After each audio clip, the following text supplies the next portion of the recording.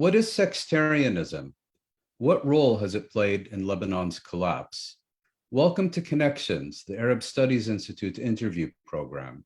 I'm Mouin Rabbani, and for this episode, we're delighted to be speaking with Maya Mikdashi.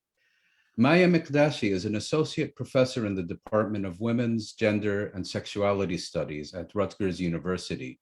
Her book, Sextarianism, Sovereignty, Secularism, and the State in Lebanon, theorizes the relationship between sexual difference and political difference, the religious and the secular, and law, bureaucracy, and biopower. It was published last year by Stanford University Press. Maya is also a founding co-editor of Jadaliyya. Maya Mikdashi, it's a real pleasure to welcome you to Connections. Thanks, Mouin. It's a pleasure to be here with you. Thank you. I'm excited. So let's dive right in. And a good place to start would be to ask you to define the main aspects of the concept of sextarianism.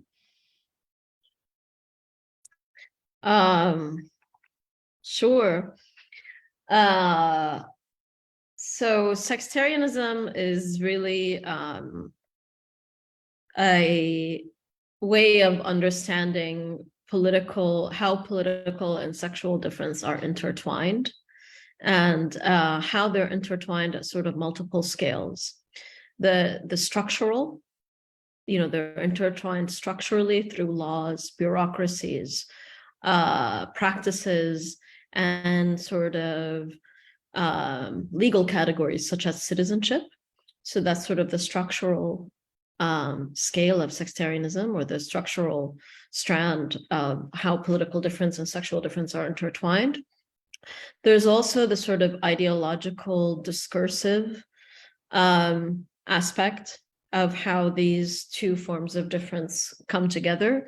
And that is in the way that, for example, how political difference is often explained and sharpened through discourse on sex and gender.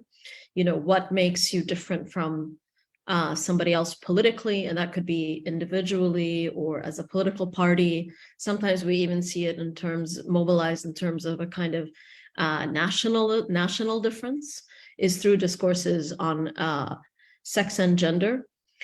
And then the last scale is really kind of the geopolitical scale, how sex and gender and how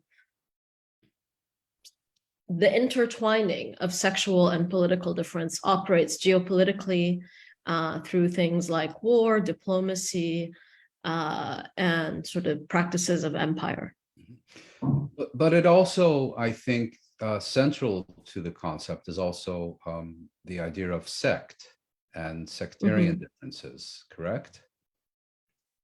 Yeah. So, in my work, I think about sect broadly. So, sometimes when we, and I'm in Lebanon now, what the word sect and sectarianism is, we really mean a sort of specific kind of political difference, right? A sectarian political difference. But I'm also trying to use it in its sort of wider usage of the term, right? Sort of how forms of political difference that are highly affective, that have a certain identitarian framework to them, and that are legally, bureaucratically constructed, of which sectarianism and sect is one. Yes, and that's why I think Lebanon is kind of inevitable, right? That you would come up with a kind of term like this.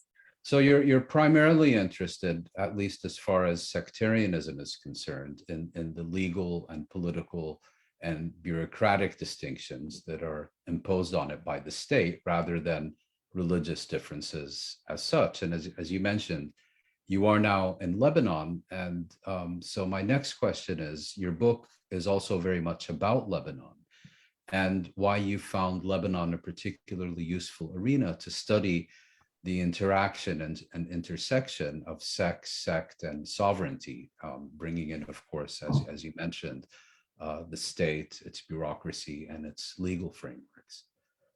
Mm-hmm.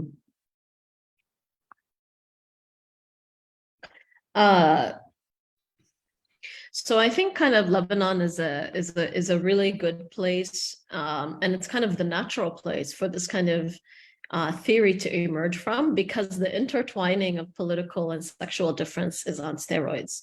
It's really kind of heightened to an extent that they're kind of impossible to distinguish in practice, in the daily life of people, and in what shapes their life, but also how the state chooses to intervene and kind of manage religious difference, sectarian difference, through, in some ways, channeling it through sexual difference. What I mean by that are both in both religious and secular branches, right? So that from the level of sort of family law, religious family law, religious Personal courts, status and so on. personal status courts, right? What we call personal status courts, which, you know, have jurisdiction over things like marriage, divorce, custody, inheritance when it comes to Muslims, but not to non-Muslims.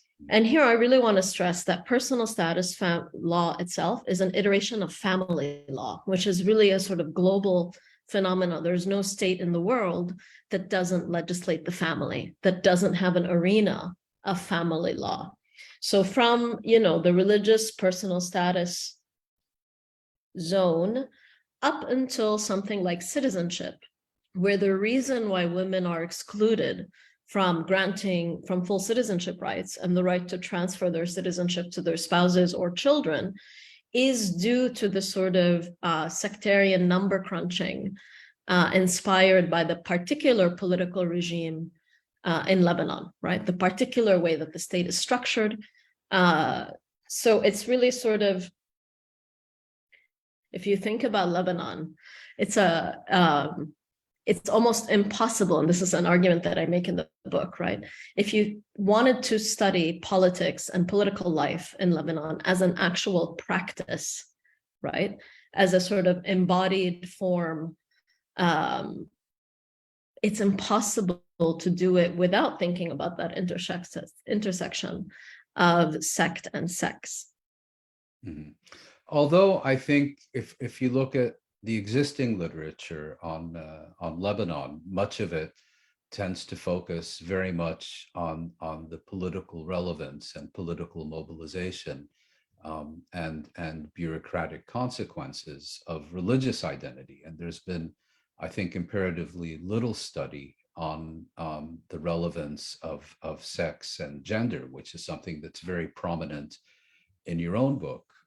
And in doing so, you bolster your argument by bringing in a large number of case studies in which you also talk about religious conversion at length and demonstrate how this has, at least in the cases that you discuss, and presumably they're an accurate reflection of a broader reality, they have very little to do with faith or religious conviction, and everything about individuals seeking to navigate the bureaucracy of family law and other bureaucratic obstacles. You give, for example, you give one example from your own family where it was seen as necessary or at least relevant to look at religious conversion. Could you talk about that a little?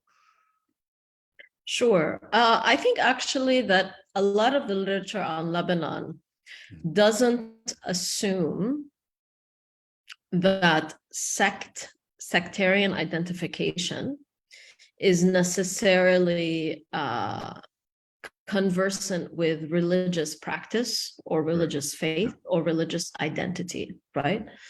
And in my own work, I try to make that very clear, that sectarian identification, what the state recognizes you as, and maybe what you identify yourself as politically, doesn't have to be connected to a religious practice. Yes. So you could, for example, be an atheist, right? But who is identified. Are you a Muslim atheist or a Christian atheist? Right. And you might even have people who would put those things together, right? Like, oh, I'm an atheist, and I'm a Sunni, whatever, and they mean like something specific by that. So I don't think those two things should be confused. And I think a lot of the literature on Lebanon makes that point. And I actually argue that political sectarianism is kind of a secular way of managing difference, right? In that it actually separates and confines religion in public space to a particular zone, and is very clear that religion is not the same as sect, right? And doesn't have the same valence. Where sect, in terms of the state, is a highly bureaucratic, legal category, mm-hmm. and a political category in terms of representation in the state. And religion, in terms of the state, is something that, in many ways, there's an absolute right to the freedom of religion in the Constitution of Lebanon. It's considered to be kind of within the subject themselves, right? And that's where a lot of these cases of conversion actually come from, is the distinction, the disarticulation in some ways of sectarian difference from religious difference, where sectarian difference is seen as that kind of space of change, and citizenship itself is the kind of medium of transcendence, right? So citizenship is the category that allows for conversion between different bureaucratic categories, which have legal implications, and that those are not necessarily the same as religious faith or practice. So a lot of the cases I study, and I work in the highest court in Lebanon, and this highest court has limited jurisdiction over the personal status system, religious court system. This is a plenary assembly. Yeah, this is the plenary assembly at the Court of Cassation. Mm-hmm. So it's really like, the highest court that citizens have access to. For example, today it's the court that's actually looking into the jurisdiction related to the Beirut port blast. And it's precisely why, because it's looking into this and it has the ability to decide jurisdiction, it's been totally hobbled by the political system. So just right now, by way of clarification, Maya, if I may interrupt. So these kinds of cases, personal status and family law, are in the first instance within the jurisdiction of the various legal arenas or courts set up by the various clerical establishments, if I can call it that. The plenary mm-hmm. assembly is a secular court, the highest court of the state, which then has the right to decide whether in particular cases these religious courts are or are not competent to decide on particular cases. Is that correct? Yes, as they do with all other courts. Yes. Right? All other courts. Mm-hmm. So competence is one arena of jurisdiction. Does this court have the correct jurisdiction in this case? Another is sort of egregious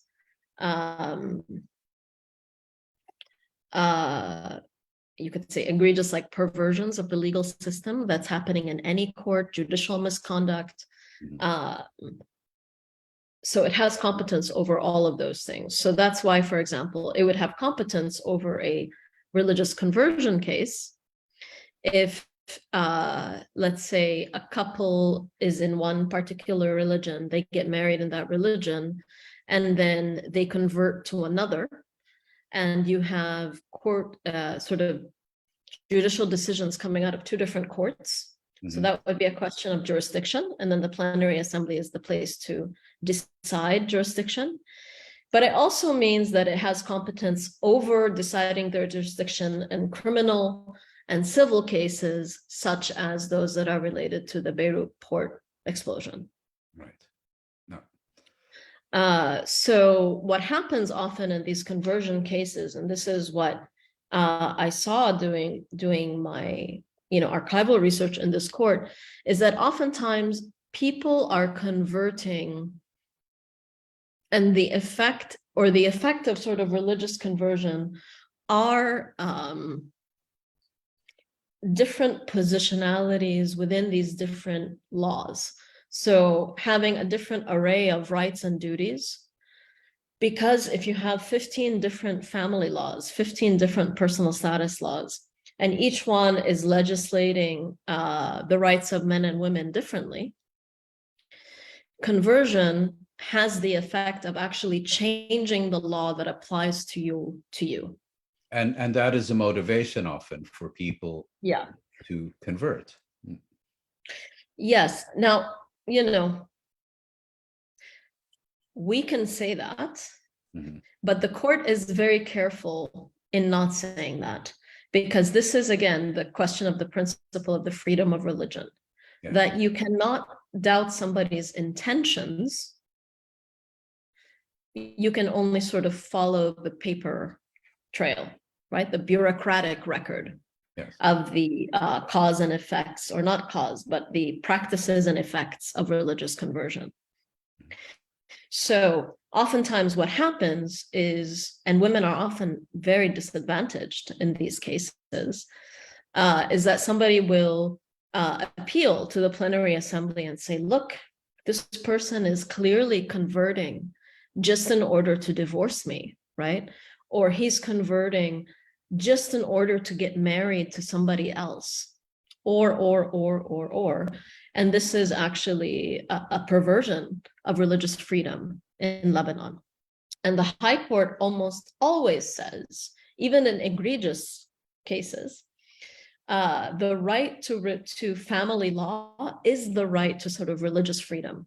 And the right to conversion is absolute, because it's part of this absolute right of religious freedom. So in some ways, they tie the multiplicity of sexual difference in all of these laws into the idea of religious coexistence, right? Religious pluralism, the sort of raison d'etre of the Lebanese state.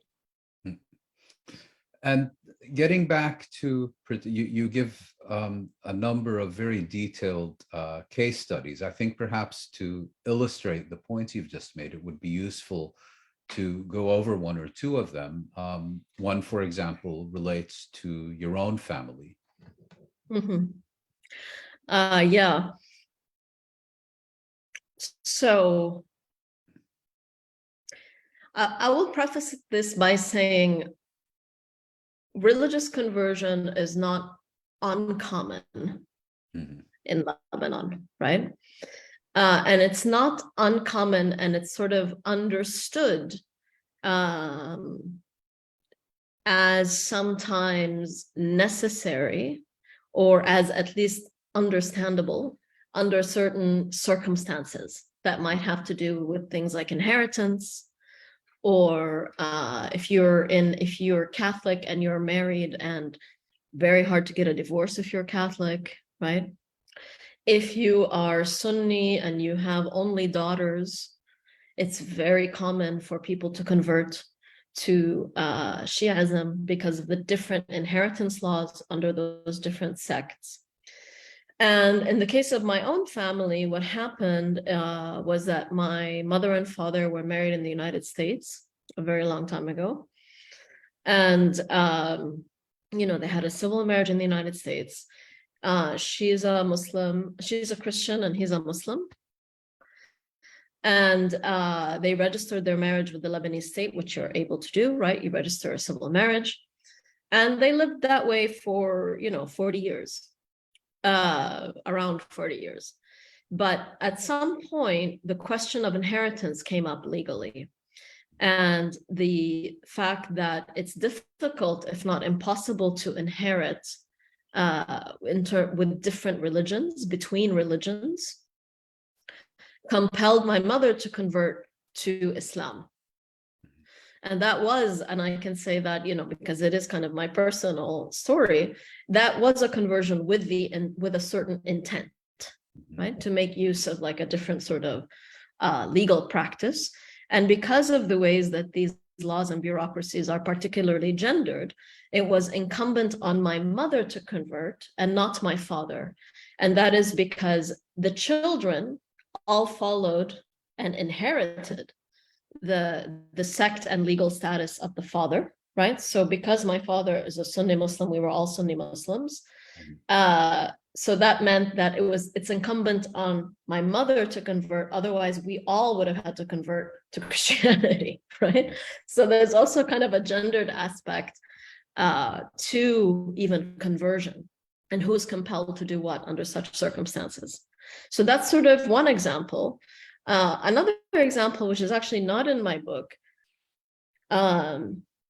is a story of a couple who, they lived the Civil War together, and he leaves his wife, gets and converts to a different religion, gets remarried, has children. I think he converts to Islam, right? He gets married, he has children, so now he's married twice, which is also against the law. You can't, in terms of secular law for Christians. So now he has 2 wives, 2 families, and then he does this, he returns ultimately to his original sect. So he does another, like, 3rd conversion, or I guess a 2nd reconversion. And the wife goes to the plenary assembly and says, look, what's happening here, like, this guy still comes to church. He still insisted on having all his kids baptized. He, gave his kids religious. Clearly, this person is not a Muslim. Clearly, he is a Christian, but he wanted to get remarried. And now I'm stuck because I don't have a divorce in my law, right? And he's just remarried and has another life. And she ties it to, like, the end of the Civil War. And this is a big problem. This is exactly like playing and perverting this system of coexistence that we have. And there again, what the plenary assembly does is that it restricts its own competence. It has a very conservative application of the rights that it has itself as a high court, and really just focuses on the bureaucratic records here.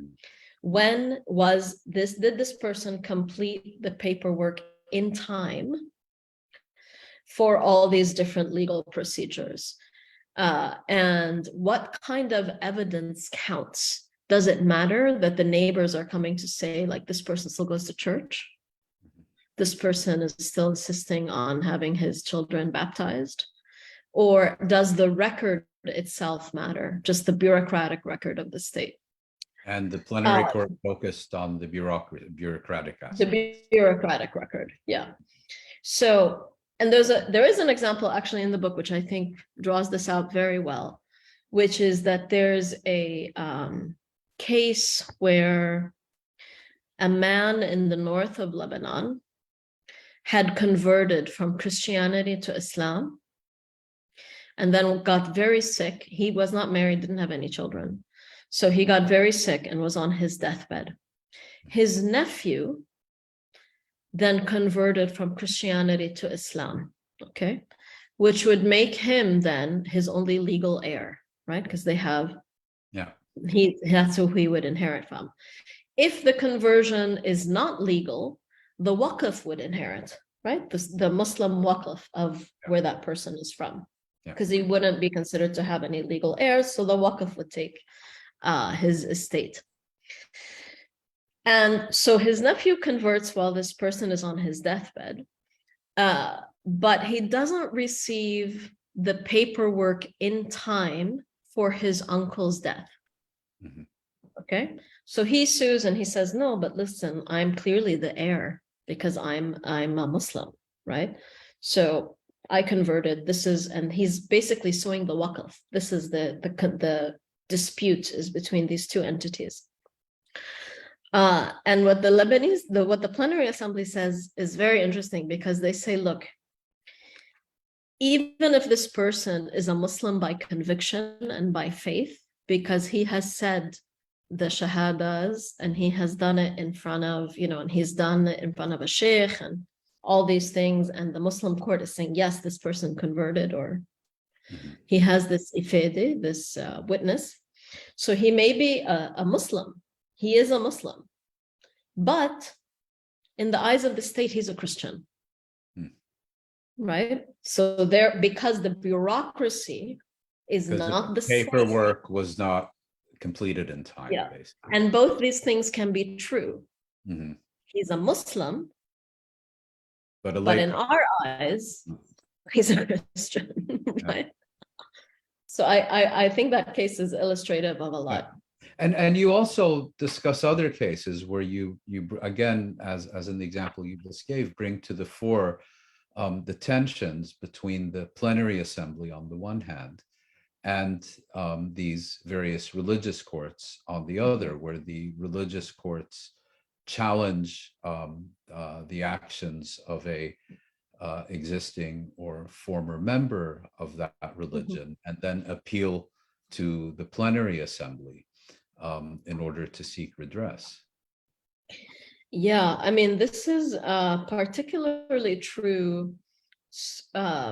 There is tension between religious courts, and I think it's useful to think about it this way, or at least in two ways. So there's tension between religious institutions and state institutions, but there's also tensions around the world between lower courts and high courts. Mm-hmm. And that's part of what's happening also. A big part of this operates on multiple levels. Multiplies on multiple levels, and lower courts being very jealous over their jurisdiction. They don't want their decisions overturned, right? They want to claim a certain kind of jurisprudential record. There's always this tension between lower courts and higher courts. And I think in the case you're mentioning, the tension was really, and it wasn't, it was just, anger from the Maronite court towards the plenary assembly. And there are patterns even here between these relations between the plenary assembly and different religious institutions that have to do with conversion, and that have to do with who's converting and why. There is a tension in the Catholic sort of religious institutions in Lebanon, because couples convert to Greek Orthodoxy usually, or to a different religion in order to receive a divorce. So there's a lot of sort of anger over people and the state just sort of accepting all these conversions at face value. Mm-hmm. Okay. And that's, I think, what you're referring to. That specific and I think in case. this case, the Maronite court was challenging the validity of the conversion, and was overruled by the plenary assembly, if I'm not mistaken. Yeah, because the plenary assembly said, that's not what you do. That's not your role. If we allow religious institutions to actually have jurisdiction over the legality of a conversion, that's the end of the freedom of religion. Right. Right. Which is quintessential to the rights of the citizen as that kind of transcendent space. And this gets back to basically the constitutional existence of Lebanon as a state, and indeed the sovereignty of the state. You have a fascinating chapter in which you look at the role of the state in policing sexuality, and you discuss the differing attitudes or practices and legal consequences of the state when it comes to state-ordered anal and hymen exams, and how they illustrate the role of law and the state in Lebanon. Please explain those differences, and let's say they're also their political relevance as far as they relate to sectarianism, to return to your overarching concept. That's a great question. So what I try to do in that chapter, I try to do, I guess, obviously more than one thing, like in any book. So I was trying to think more seriously about the question of sovereignty, and think about this question of where is the state, when it's Dawla in Lebanon, in a kind of, which is kind of a compulsive refrain, right? And to think about it from the specific site of sexual regulation, the regulation of sexuality, and to think about the relationship between sovereignty and violence as an everyday practice, right?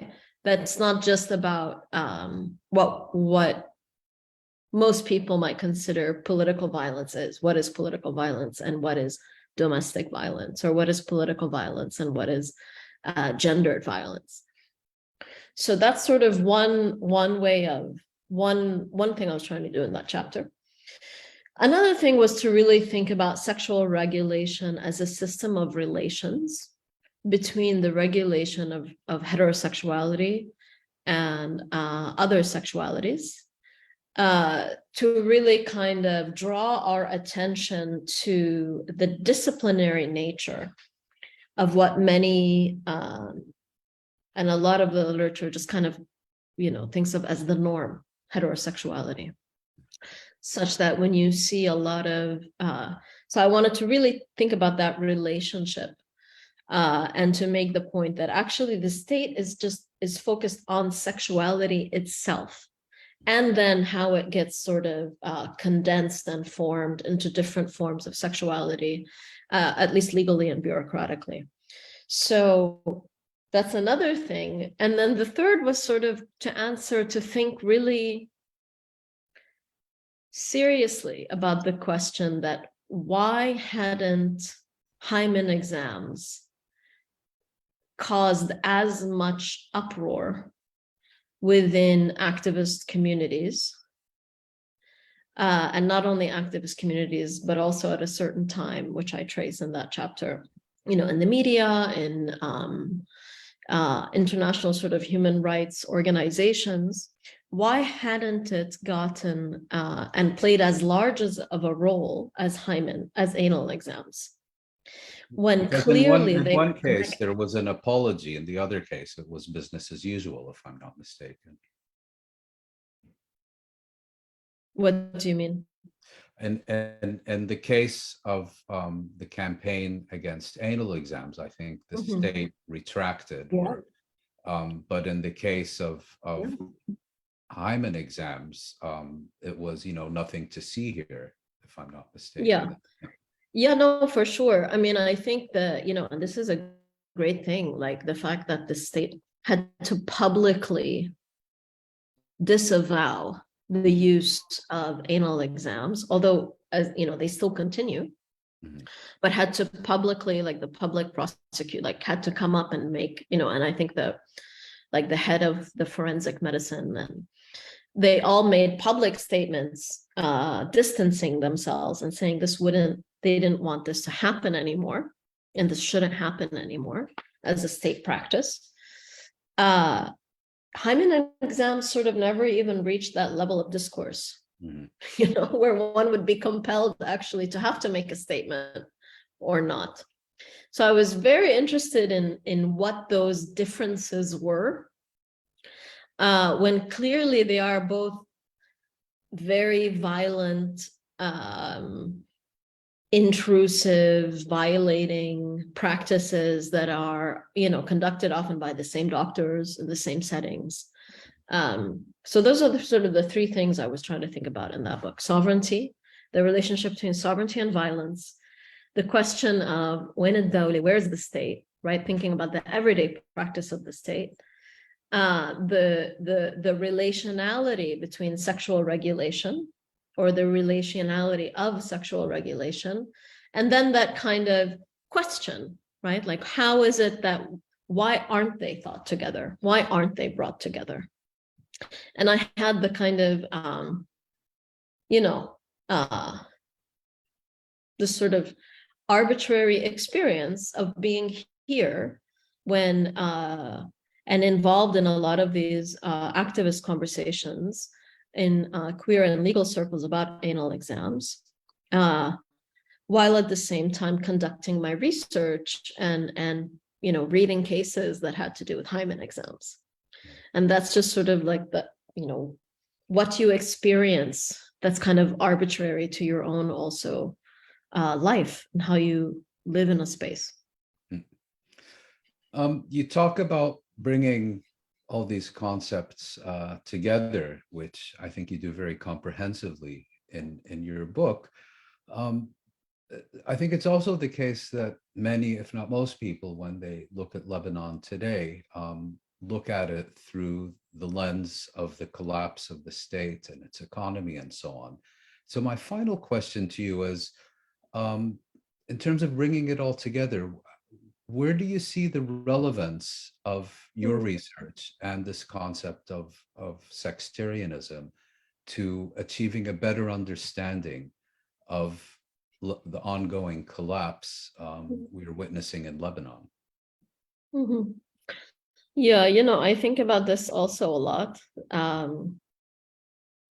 It's a very weird experience to have a book come out on Lebanon, and to be Lebanese as your country falls apart. And it's a very painful experience, actually, for everybody. But I would say that even in moments of collapse and paralysis, so first of all, the court that I study is the court that's now has been purposely paralyzed, right, because of a big, and I think the kind of political infrastructure of things like judicial appointment and judicial practice is certainly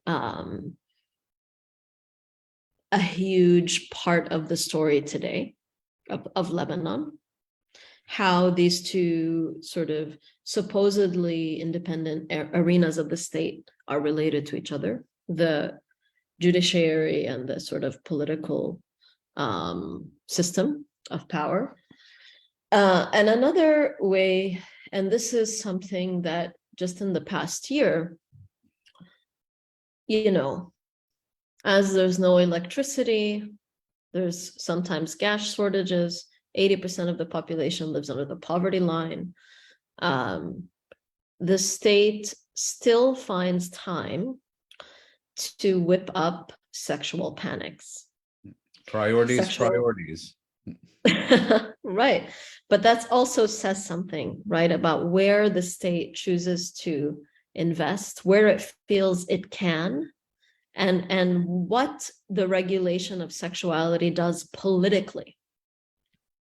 So even in this moment, currently there's a crackdown on LGBT groups and people in Lebanon. This is part of a regional crackdown that's happening.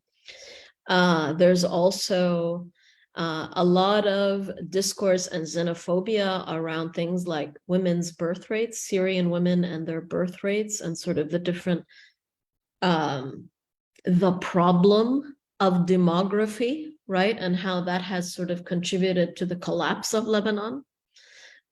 So everywhere you look, actually, in this moment of implosion, which I think in some ways is a better word than collapse, kind of an implosion. Disintegration, implosion.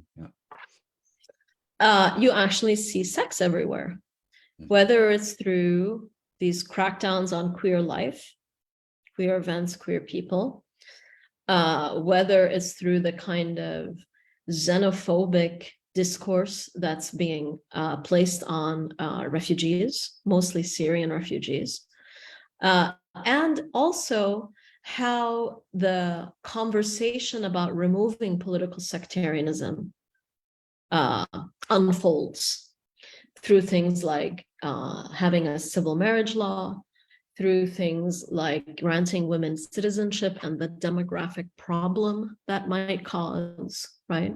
These are all ways, again, that the question of politics is wrapped around and travels through the question of sex. Maya Mikdashi, author of the recently appeared book, Sextarianism, Sovereignty, Secularism, and the State in Lebanon. Thank you very much for sharing your insights and expertise with Connections. Thanks, Mouin. See you soon.